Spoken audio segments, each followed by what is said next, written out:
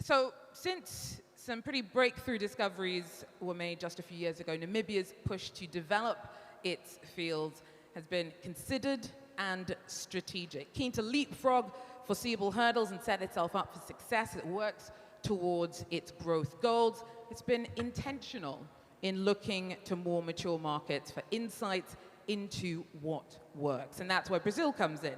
Its offshore industry has been a pioneer in deep water exploration and production. And so our next session is sponsored by the Namibia Energy Corporation, which has very generously platformed that process of knowledge exchanged here at Africa Energy Week, so that all of us can gain more of an insight into Brazil's strategic expertise and get a sense of how best to tailor that to a Southern African context. Now, that will all be broken down by a panel that will be moderated by what I'm sure is a pretty familiar face to many of us, the AEC chairman, NJ Ayuk. But before...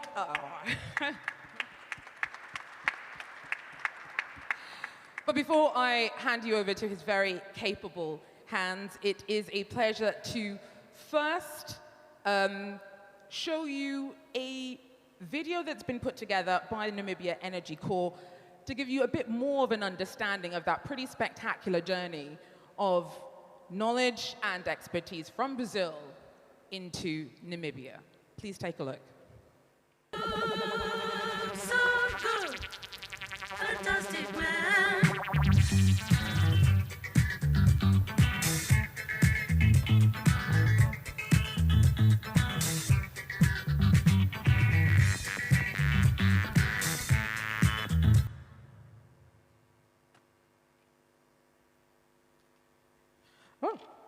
Well, a bit of it was more of an experiential, sensorial taster. Excellent. Well, now to give you a bit more of an academic insight into what actually was done, it's my pleasure to invite up Márcio Rocha Melo, the founder of Namibia Energy Corporation. Senor Melo.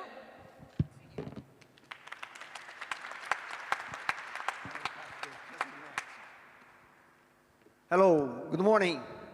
I have here one of the largest challenge of my life, to be more energetic than Ayuk. Okay, and I have it to be, because if not, I have to pay the dinner for him tonight. What is Namibian Energy Corporation? This company, the beginning, is an oil and gas energy company that was founded in Delaware in 23. NEC is a forward-thinking player in the ever-evolving energy industry. As we embark on this journey, we bring a vision that extends beyond the traditional paradigms. And paradigms is very important because we have in our DNA, and we help to broken the gas paradigm in Namibia. And now we have been driven to come back to our, we think that our legacy with the commitment of innovation, sustainability, and global impact. In our DNA, we start in Namibia, arriving here in 2004. And you arrive with a company that you know, with Mr. Adonis Paroli, please, get in, up, with Charity. Because he brings us here, and together, vamos lá, and together with a group of Namibians, we start and you make HRT Petroleum, and Mr. Cathy Knowledge was with us in that time, and we drill the first 3 wells, the first 3 deep water wells in less than 120 days, and we find oil, 41-degree API light oil, and we drill also, for the first time, the Kudu source rock. When we did that, and this is all the blocks that used to belong to us, Maggie was with us. We took her to Brazil. This brilliant lady that today is one of the most important and knowledge person in Namibia petroleum systems. And then, if you can see most of the blocks, the Gulp blocks, we have 79 prospects. Doing that, unfortunately, doing all the crisis, that stuff, we left Namibia, and now we are back. Going back, I tell you what is expecting us in Namibia. People used to be that I'm an exaggerated person, but I never lie. And numbers, attention, numbers didn't lie. My vision started in Namibia in 1998, when I published one book that get the biggest price in the year 2000 in the United States, that put Brazil and Africa together. We are brothers in the journey of Angola, and I was in Angola in 1981. Petrobras was there. Sylvia, the director of exploration and production now from Petrobras, was with us at Petrobras during more than 30 years. Then what we expect to Angola in terms of oil in place? Around 100 billion barrels, that you give in a reserve about 30 billion, 25. But the only country, attention, the only country in the world, in the South Atlantic realm, that drill consecutively 15 wells, and in 13, all the 13 find giant oil accumulations. And this is what my brother here, come on up, come on, will conduct this seminar. Thank you. Go on. Thank you, Matthew. And you all call me crazy. You have to be more energetic. I just met my match. But it is always a great privilege to get to discuss Namibia. Pre-salt waters, there is always a correlation with Brazil, and in seeing how geology does transcend borders, doesn't have any barriers. I think we'll be listening to some presentations this week where you talk about basins without borders. And Matthew, that Namibia great story combined with Brazil and some of the success that has been going on, you could not have really envisioned that without somebody in this room that has been a huge part of that success, Phil Birch. He has been an amazing, amazing driver for Namibia, for exploration in that country. And Phil, it's an honor to have you here, that we really see you here. But also looking at Namibians that have really charted that path, encouraged a lot of people to be part of that journey. What's knowledge? Knowledge, you know, I'm saying some nice things about you. They're going to cut you out tomorrow. So I don't know if I need to say anything nice about knowledge, but knowledge has been a true driver when you look at Africans really being able to take on this industry and be part of it. I remember days when nobody wanted to promote that country. Matthew was in Brazil, but knowledge was always there in every meeting, sitting and carrying that Namibian flag and say, it's possible. And I think we are here because people like him believed and said it's possible, in spite of the insurmountable odds, in spite of everything that was put against them. And today we have a great Brazilian company. And who knows anything about FPSOs? Where's Usman from SBM? He knows.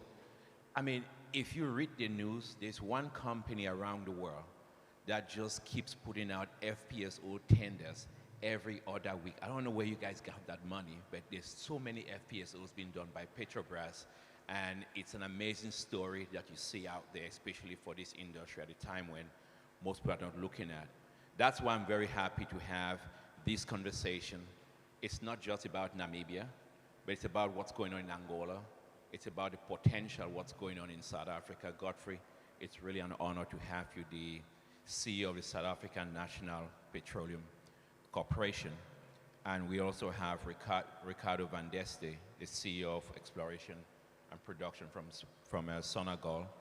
But really, it's always inspiring to have Silvia Maria Costo dos Anjos, the special advisor to the president of Petrobras, who was supposed to be here, but had to step aside because of other duties in Brazil, and she's also director of exploration and production. But an institute that really guides Brazil's petroleum development. Claudio Nunes is here, the executive director of exploration and everything. So I'm very happy we got this guy Godfrey to be here, because he can't even get Shell to shoot seismic, because he got a few people from Scandinavian saying that we cannot really shoot seismic. So Godfrey, you're going to take care of these people so we can go ahead and shoot seismic and turn you into Namibia, you know. I mean, Maggie Shino, she needs no introduction. She's a sister. She's a giant. And Matthew talks about having energy. You don't beat Maggie with energy. No. You know, you call her, she calls you at 1 o'clock. She needs them like, Maggie, go to bed. You know, but that's always Maggie. So we're going to get right to it. And I'm going to start with Sylvia. I think, Sylvia, a lot of people are looking at this and saying, why Brazil? What experience do you have, or what have you experienced in Brazil that you could share with Africa, but also Angola, Namibia, and also South Africa? And I think some of the challenges that Petrobras did face in the Santos Basin, and how can Namibia, Angola, and South Africa kind of manage those hurdles so that they can actually learn from you to go forward. Okay, good afternoon. It's a pleasure to be here. Thank you for the invitation. And I'm very pleased to be back with Petrobras, coming back to opportunities in Africa. And before I start specific to the question, I'm gonna make a long story short. But Petrobras, and in Brazil, just to have Petrobras was founded and started operation in 1954. And we are celebrating 71 years. We started in 54, and there is, just to have an idea, there was no geology courses in Brazil. So Petrobras, it was a motivation to start geology classes in Brazil. So exploration start with foreigners from different companies, for Standard Oil at the time, to bring to Brazil a group of geologists to start exploration. And they stay for 5 years. At that time, Brazilian petroleum geologists started being formed. And it was so rare that the president of Brazil received the first class of geologists. Can you imagine? And since then, in '61, in fact, the first ideas to develop Paleozoic basin was not very successful. And this new generation of geologists formed with training in Brazil and also outside Brazil. And we found the first field, it was onshore, but it was a giant field in the northeast Brazil. That it was a really enthusiastic moment. And at the time, the strategy was, where do we follow this occurrence of oil and what's going on in the world? At the time, the deltaic environments was the key elements, like Gulf of Mexico, Nigeria, and then to drive exploration in Petrobras to go offshore. So we have the first discovery offshore in 1968. And it was in Northeast. It was very difficult. The economics, the guy from the economics said it's not economical. But the group of geologists said, if you don't know how to produce, you have to learn. So I think it's one of the messages is, if you don't know, you cannot evaluate. So you have to learn. So capability, training is critical. So we insist, and that was the first production offshore, and it was produced since a few years ago. And that was the knowledge necessary to go to campus basing. And campus basing now, this November, is complete 50 years. We are celebrating 50 years of campus basing with the discovery of Garopa fields, also in turbidites. The same depositional environments that's here in the coast of Angola, Namibia, and South Africa. So, and that was the key issues at the time. So what I'm talking is, as you know the basics, as you knew about the positional environments, you know that the turbidite was going deeper and deeper in the present day deep water. We need to get technology to go deeper.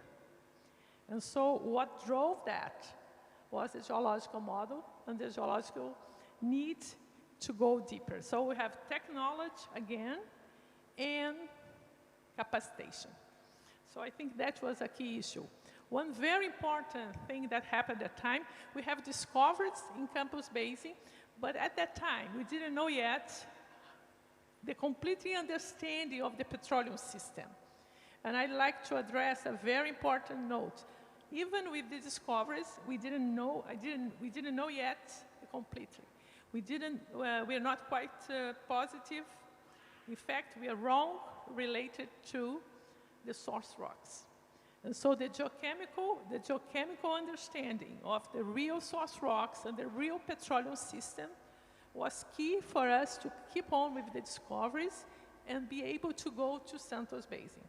And I'd like to address that Director Estrela at the time, and also the geochemical guy, Marshall, was one that was leading the idea to find and discover and realize what was the source rock on the petroleum system. So the basic, and as we go deeper, so we start getting awarded, like OTC awards for going deeper, and many fields were discovered, giant fields with Marlim, Albacora, Roncador. So campus basing set up the necessary understanding and knowledge that enable us to go to Santos Basin. And Santos Basin, completely different, as you ask here, in particularly. So we have the fundamental principles and knowledge in campus that gave us the possibility to go there, to Santos. And then we had not only deep water, but a strong and thick layer of salt, which was, at the time, a very drilling challenge. It was hard. The first well, another thing was it took more than a year to drill. Expensive well, and that's another message. Knowledge, I think, knowledge, technology, but also will have to be a purpose and a real objective. If our goal was to assess the Brazilian potential for oil, and that was paid off, but we need to go there. And the knowledge at that time was that probably there was no basin below the salt, and there is a very good group of geologists, and also, again, the positional model and petroleum system that go. So I think that's, the critical mass. There was specific things that we did to overcome, but to make it short, I think we address these 3 points. You have to know, and you cannot do it alone. We did it with service companies, institutions in Brazil, and a lot of training. Pre-salt, we have the thick, we have 2,000 meters of water, at least 2,000 meters of sediments, 2,000 meters of salt, and then the reservoir. So it's a challenge to drill. It was a challenge when we saw that it was a very difficult and different reservoir. Imagine that we are self-sufficient knowing about turbidites, very friable, very high permeabilities, and sand like at the beach. And then we turn to carbonate, microbial carbonate, so hard, we didn't even know about it. So it was a learning experience. You have a baby in the house, everybody again going back to understand the model, to understand the rocks, to understand the environment. And we did something that's very important. What was to drill the first well and to learn the reservoir, we did have the first tests for long-term extended well tests that allow us to understand more. So for this first part, I think that's this: knowledge, technology, go strong in the basics, and believe and have a purpose to achieve. Thank you, Sylvia. And picking on that discussion around knowledge and also understanding the basin, but I do see Petrobras. I think when people think about Petrobras right now, they say Petrobras returns to Africa. And you're already in Sao Tome and Principe. And what are we looking when it comes to Petrobras in Africa, like targets, maybe specific projects, countries, and what does it take for you to approach this continent? Just looking at be it Angola, be it South Africa, or be it Namibia, or where else are you looking? I know I'm putting you on the spot, but I think you can handle it. Okay, yes. We know we have a production in Brazil now is around 4.5 million barrels a day. And do you know, Santos Basin went up, coming down. We got Campos and then Santos. So we know as you increase production, we increase the need for new reserves. So as we come back now, we have a very strong knowledge and correlation with Africa. All the petroleum systems there are very similar to what we hear. So we feel very comfortable to come back to Africa, and we are selecting opportunities. We start now in South Africa and São Tomé and Príncipe, but we look forward to go to Namibia. When are you signing the deal in South Africa? What? When are you signing the deal in South Africa? Yes, very recently with Total, we have part of a percentage in the Godfrey, farming. if she leaves here without signing that deal, I would personally hunt you down. But, I told him, I'm just telling him that if you don't sign the deal before you leave here, I'll hunt him down. Yeah, okay, so our idea, we are here to look at the opportunities, and we have a historical approximation with Africa and all these countries. We have several. What about Namibia and Angola? Also, we are looking opportunities, and then we'll be able to come back. I hope so, and I really expecting that. Okay, we need to. In my position, we keep production, but we need new reserves. So Africa can help us. You know, I'll go a little bit off the script, so you expect that of me. But I'll push you again, let me think. Okay. But as we move, I'm trying to get the other panelists in. It's really important. We have here with us a sister that has really made a very strong push for Africa over the last few years. And it starts with seismic. It starts with geology. It starts with really just going outside your comfort zone and just saying, Africa is important. We're going to give you a chance to explore Africa with seismic. And brought her alliance. They call something different these days, but they're even better. And where is Nikki Martin? I think I saw her somewhere. Nikki, please stand up. Thank you, Nikki Martin, for all that you do, making energy possible with Energy Alliance. Put your hands together for Nikki. And we have in the room with us very good entrepreneur out of Cameroon. I'm biased. Michel Ngapanu, who has been a quiet driver of energy ventures across Cameroon and different places. Michel, bienvenue. C'est très important que vous ayez ici. But Maggie, before we talk about money, I'm going to go between Maggie and Ricardo and Godfrey.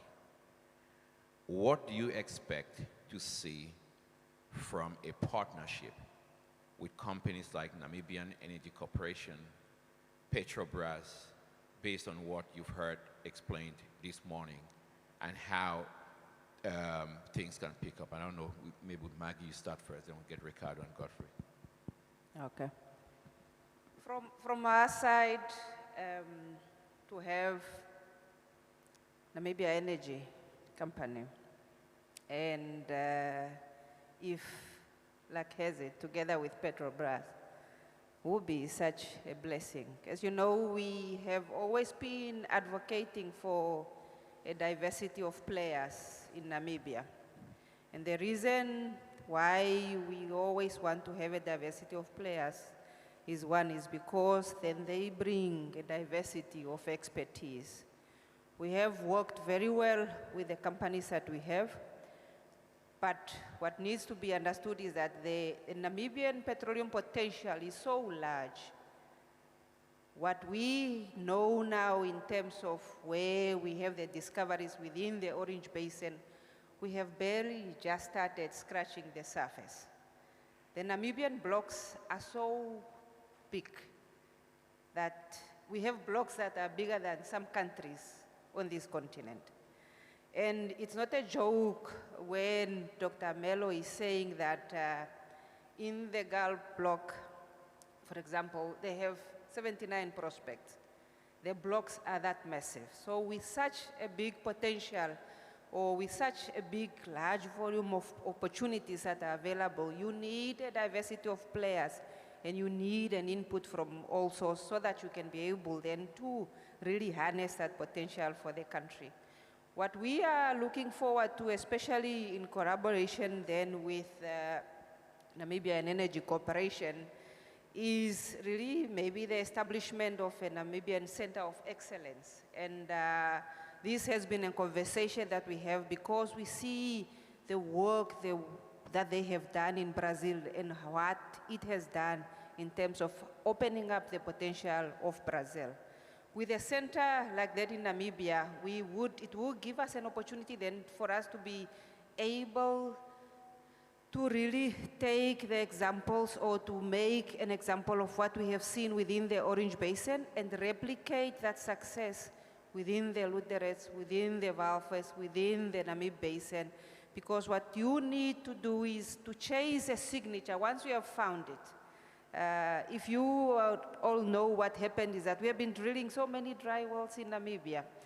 The petroleum system elements are there, but the timing and the migration pathways, we haven't actually been able to really capture them in terms of where the location is. Another challenge that has been with Namibia was that we have also had volcanics chasing us on a goose hunt chase all around the Walvis Basin. And with this Center of Excellence, when it comes to Namibia, we're planning then to have all the data that we have acquired, put them into one basket and be able to then look at them from a regional perspective, be able to incorporate the signatures and the success that we have seen, the basin floor fans, how they behave now. We now know what are volcanics. We now know also what is a direct hydrocarbon indicator in Namibia. And therefore, with a center like that, that will then enhance the exploration aspects of the country. What we are also aware of is that we know that as a country, we don't have the luxury of time. We have the energy transition chasing us, knocking at our door. And therefore, we need to design work programs for projects that are accelerated and that enables Namibia to really harness the full potential of the resources timely. With a center, if we then be able to work together with the data being combined in one instrument, we would therefore like to be at the fore as a government of the interpretation and the analysis that are being done, and being the one to design the work programs that the companies can come and execute, so that then we expedite the exploration agenda as we have it. With that being said, we also would like them to see that when companies are coming in, the Namibian government with NAMCO will be at the fore also of leading this exploration. And once we have done that, we will then be able to see that the giants that we are seeing in the deep water, We are seeing the prospects that are similar in the ultra deep water, mid deep water, and also in the shallow water. But it takes a lot of analysis that need to be done. We need some data to be incorporated, and we also need technology, new technology, to be then applied to this data so that we can then be able to de-risk this prospect and get the bids to be dropped much faster. I think with that approach, with the conducive environment that we have created as government, with the relationship that we have between MME, NAMCO, and the license holder, we will then be able to really capture the synergies that we can build with all the partners that are in Namibia so that we can move a bit faster.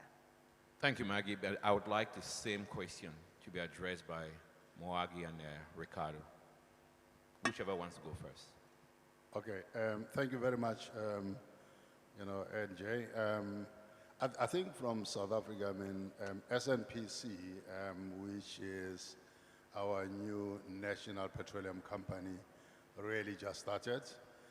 If you look back, we have not had a lot of exploration activities in South Africa.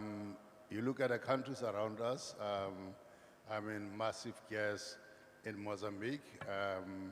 The Orange Basin in Namibia is exciting the world. You've got Angola around us. And for me, the way I look at this, I look at the Southern Africa as an economic hub. And I think we're going to need, across all these countries, to look beyond individual countries' borders. And when you look at what the Brazilians have done, you've got a deep experience in ultra-deep water operations. And recently, we had total discoveries in Mossel Bay, Leopards Play, and Belparda.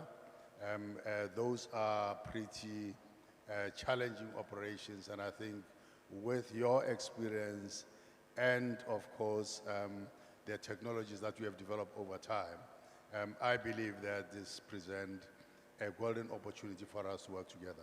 Are you guys going to meet right after this and put that deal together? Yeah. I think actually I was going to give her a pen to sign on a dotted line to, to come to South Africa.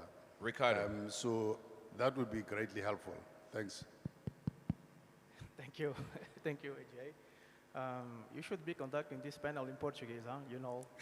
Because out of 6 panelists, 4 are Portuguese speakers, huh? So we'll give you a express Portuguese course next time so that you can moderate. Guilty. No, Brazil and Angola share a lot of similarities, but there are 3 that I like the most. Geology, very similar geology, especially in the pre-salt. Most of our production comes from offshore fields, more than 90%. Most of oil and gas reserves are within deepwater reservoirs. So these are the 3 I like the most. Of course, we have a lot of experience in deepwater reservoirs. We have a lot of FPSOs in Angola. We're bringing new FPSOs. So both Brazil and Angola have a lot of experience in developing deepwater reservoirs. But you have one fundamental difference, and that's the pre-salt, okay? The pre-salt has been the main driving force behind the Brazilian production growth. It's home of some of the largest discoveries in the past decade. Now, when you go to Angola, we still have to make a significant pre-salt discovery, even though we've drilled exploration wells in the pre-salt, and we continue to explore that frontier, but we still have to make a significant discovery.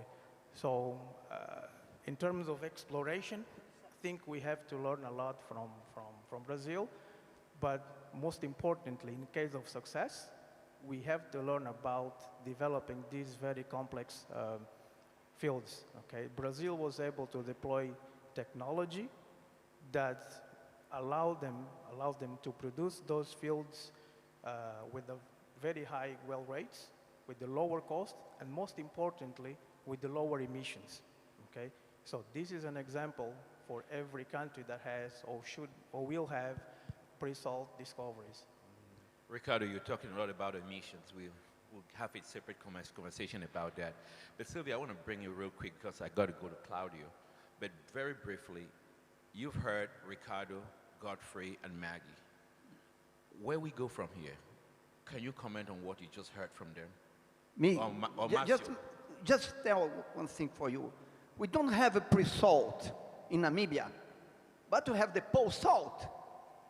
And we, Campos Basin, that is before pre-salt, was the vector of all development of Brazil, is just the turbidite systems that we have in Namibia, in Angola, and in South Africa, and it's giant to super giant.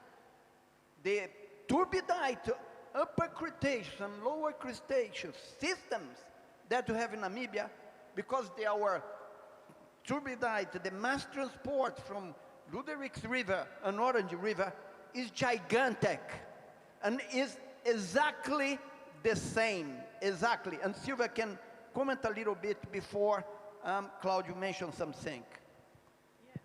Yes, pre-salt today is 9% of our production, but we became self-sufficient with the turbidites. So turbidites is a good school, and we look forward for turbidites here in the three of the countries. That's what we are looking first, yeah. Claudio, the Brazil Petroleum Institute has been a very, very key driver in driving oil exploration, gas production, and especially the energy industry in Brazil. I think what lessons can we learn from you on how you've been able to accomplish all of this, being that driver for Brazil, and what can some of the, not just the regional players, but entire Africa, pick up from you? And you were here, and I'm really grateful you're here and the work you've been able to do to ensure that Petrobras is back in Africa. But what can we learn from you going forward? So, good afternoon, everybody. So, I work for the Brazilian Institute of Petroleum. So it's an entity, a Brazilian entity that joins more than 200 oil and gas companies, not only the giant ones, but also smallest companies, not only the operators, but also providers of goods and services. So IBP, as we call, existed for more than 66 years in Brazil. It's a center of knowledge and advocacy for the Brazilian oil and gas industry. So we believe and we are recognized for the huge contribution that we have been giving for the industry in Brazil through joining the companies. So IBP is a place where we have an environment of interchanging knowledge, technical knowledge, economical, political, regulatory, so all the most issues for the industry. Of course, each company can deal with its problems by itself, but we learned that many times, and several, much more than we can imagine times, we are stronger if we act together. Again, although companies are competitors, but there are a lot of common subjects that we deal together. So, for instance, in front of the regulatory entities in Brazil, so it's quite common when the regulatory entities refers to the best practices. And so IBP is a center of best practice for the companies. So we have committees and councils with people from the companies. We have more than 1,000 technicians. They don't work for IBP. Don't work about the size of IBP. We have 100 employees only. But we join more than 1,000 employees of the operators and oil and gas companies discussing best practices. And we represent the industry in front of the national regulatory entity, okay? And so we have a university with 5 schools, oil and gas, business, refining, downstream, because we are not only upstream, we are downstream as well. We have students from Angola there, from very other countries. We have these best practices, notebooks, library, websites. So you can find there several, a lot of lessons about knowledge.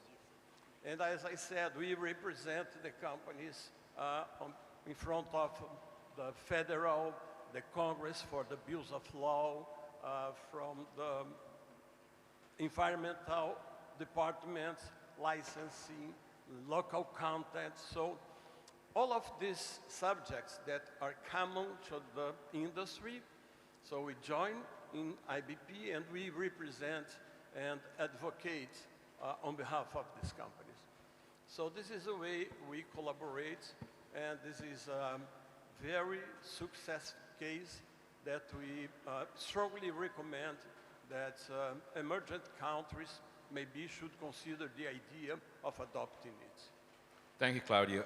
Sylvia, I'll come back to you, and I think I would get lynched if I don't ask this question. Are you going to get into GALP in Mopane in Namibia? Are you going to farm into GALP in Mopane in Namibia? I'm sorry, I'm putting you on the spot, but I have to ask you. Yeah, we have some, we are still waiting for the company to decide. But yes, we did. So you're still in discussions with them. They just have to decide. Where's Adriano? Yeah, Adriano, just stay right up. When are you going to decide on Petrobras and GALP in Namibia? You know Adriano is smart. Now he's sitting down acting like he's not listening. But that's okay, it's a trade secret. Matthew, we're about to round up, and I'll give you, maybe I'll just let Ricardo throw in the final words, Maggie and Godfrey, then you would close. Where do we go from here, listening to these discussions from Namibia Energy Company, Petrobras, and the Institute? Are we going to see more engagements, deal signs, contracts, and things being put together immediately? 100%. We are working 7 days a week, 28 hours, more than 24. With Maggie, Matthew, 28 hours a week. yeah, we are. Where you And living? we are You with, live in we Norway? are with Petrobras. We're talking with them. We talk a lot with Angola and South Africa in the past. Petrobras is coming. It's already in Angola, already in South Africa. But Namibia is our dream. I'm committed. It's a dreaming. It's my dream. My legacy that I start about 20 years ago. I came to Namibia 20 years ago. And then we are fully commitment, not only with oil and gas exploration, with energy, solar, hydrogen. We are wind, because the potential of Namibia is incredible. Can we stick to but oil and gas? For this, you have to get oil and gas first. And Maggie and the minister is giving a lot of support. Nancor is giving support. And I work in Petrobras 30 years. I am a Petrobras guy that now is in the private sector, and the DNA of Petrobras is over me, and Petrobras is with me. Then my dream will come true. I don't have any doubt about that. What is your dream with these guys? No, I was just talking to Sylvia before the panel, and for us it's really important to bring Petrobras back to Angola. You know, Petrobras was there before. Petrobras was there during the pre-salt campaign. So it's really important to bring Petrobras back. They left, but the door is still open. Sonangol has a small presence in Brazil. It only makes sense for Petrobras to be in Angola. So hopefully we're going to be able to achieve that, and for us, it will be good if we can do that through Sonangol. You've done a great job in creating an enabling environment. You've really turned around things, so I think it's fair to say. Godfrey, final words. I think we've got a big opportunity to work with Petrobras, deep experience, opportunity for growth. I will be engaging them this afternoon, and hopefully next time we'll be signing on a piece of paper. Thank you. Ali, Sylvia, I see Alice from Eco Atlantic here. If you have any doubt that you can operate in South Africa, you might want to talk to that blonde hair girl over there. She's too shy, but she's okay. She'll talk to you. And she gets right in the community and she figures out how to deal with South Africa. So you probably need to be talking to her more than Godfrey. Maggie.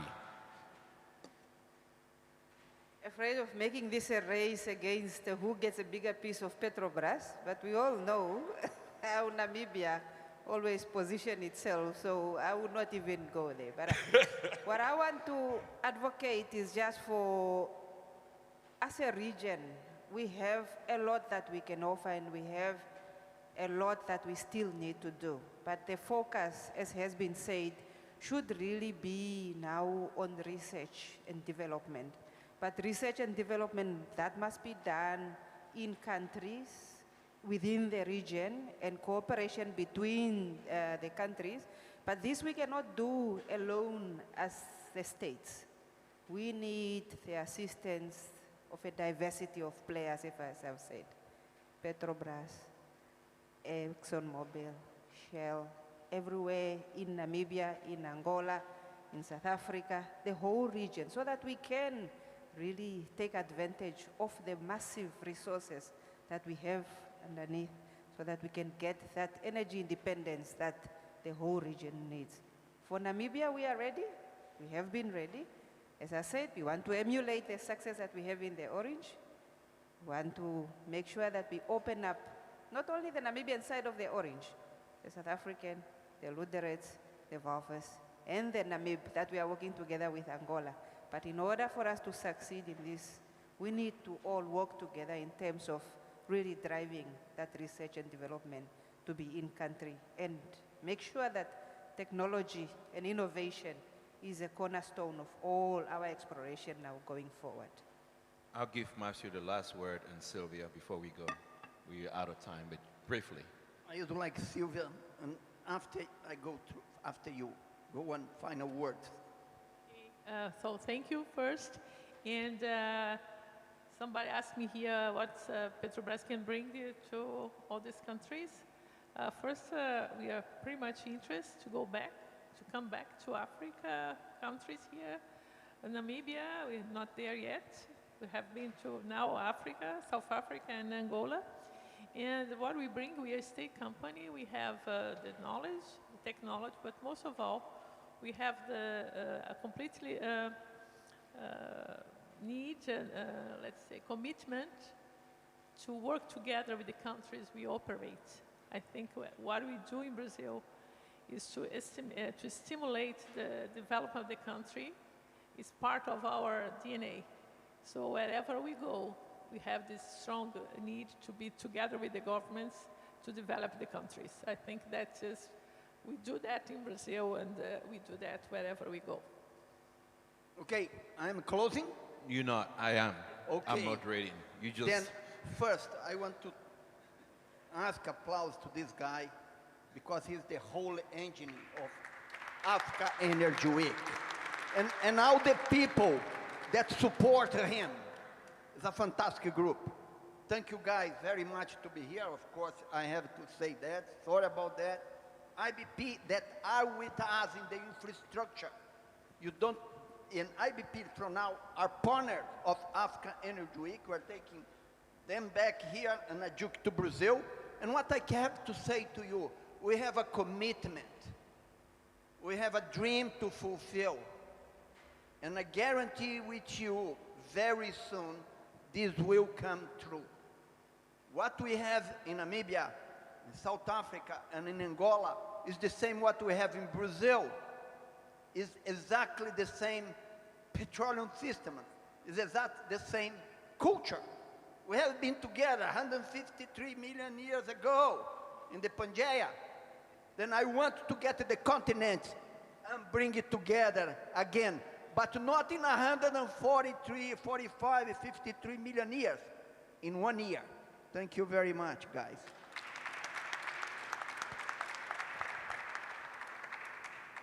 I think his anti-aging pills are really working. When he talks about 153 years ago, you look too good for being 153 years.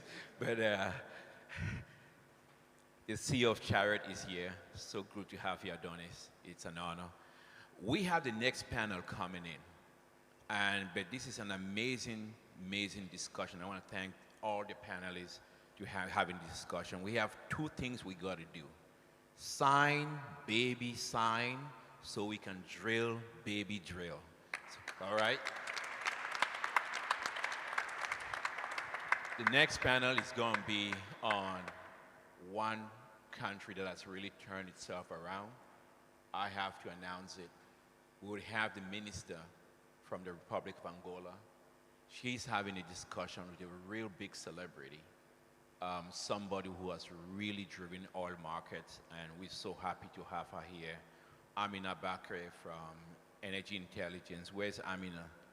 She's right in the back. Her complexion doesn't give her the protection, but she's good, and she's going to lead that discussion. So if you want to stay, you could stay on the Angola discussion, but I really want to thank everybody on this panel. I thank everybody for supporting. Let's go. Petrobras, Namibia Energy Company, Brazilian Institute of Petroleum, Namibia, Angola, South Africa, and any other regional players that's here. It's time for us to get deals signed. That's really what makes sense, and no more delays. Let's move. Thank you. Thank you, Matthew, for doing this.